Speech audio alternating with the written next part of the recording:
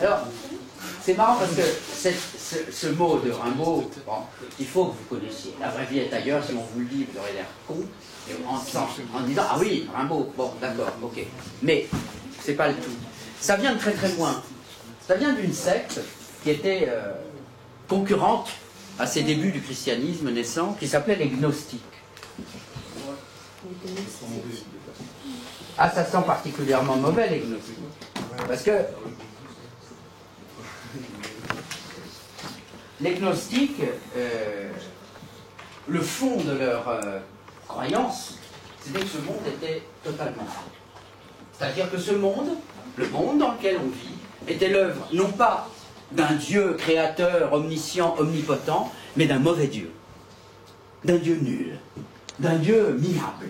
Qui avait fait vraiment le monde le plus pourri qui pouvait se concevoir. Et alors, ce qui est intéressant, c'est ce qu'ils en tiraient. C'est-à-dire qu'effectivement, la vraie vie était ailleurs. La vraie vie était dans un autre monde. Bon, ça ne voulait pas dire dans le monde des cieux. Bon, le christianisme n'est pas très loin, parfois, avec cette idée-là. Hein, c'est ça qui est intéressant. Mais les gnostiques, contrairement aux chrétiens, qui pensaient que, effectivement, cette vie, qui était une vie de souffrance, dans cette vallée de larmes, où on était condamné au travail, à la peine, que les femmes accouchaient dans la douleur, enfin, etc. Enfin, on était perclus de maladies, on était pourris avant l'âge, enfin, etc. C'est ça aussi la vie, notre vie terrestre. Bon. Mais pour les gnostiques, alors pour les chrétiens, il s'agissait d'endurer cette vie, pour gagner la vraie vie éternelle. Bon, la vie vraie qui serait l'éternité. Mais pour les gnostiques, non.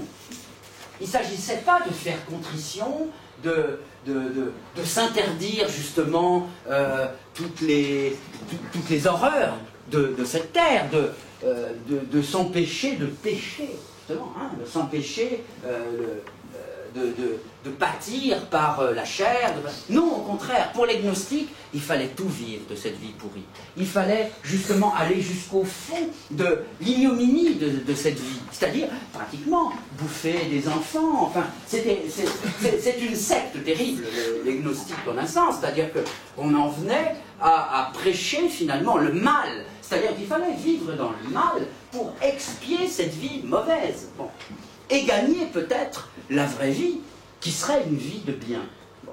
Mais qu'il n'y avait pas à s'interdire de vivre cette vie sous prétexte qu'elle était mauvaise, qu'il fallait la vivre et la boire jusqu'à la lie. C'est-à-dire que vraiment, il fallait vivre sa vie en partouze, en massacre, et s'adonner à toutes les passions les plus violentes, les plus extrêmes, les plus... espèce de pensée hallucinante. Il faut dire qu'il y a eu... autour de la naissance du christianisme, enfin, il y a eu des tas de sectes qui sont apparues, enfin, qui étaient porteuses d'un message très étrange, quand on y pense, tout à fait en rupture justement avec le monde antique, qui était un monde qui se voulait un monde d'harmonie, un monde justement où les forces du bien, du mal s'équilibrent, etc. Et donc, vous voyez, on peut avoir dans cette idée que la vraie vie est ailleurs, que... cette idée que, bah, ici, si tout n'est que supplice, vivons au moins avec passion ces supplices. Vivons au moins avec joie toutes les tentations, même les plus monstrueuses que nous offre cette vie terrestre. C'est curieux, je reviendrai sur les gnostiques, parce qu'ils ont une postérité. Ils ont une postérité aussi vers les chamans, vers les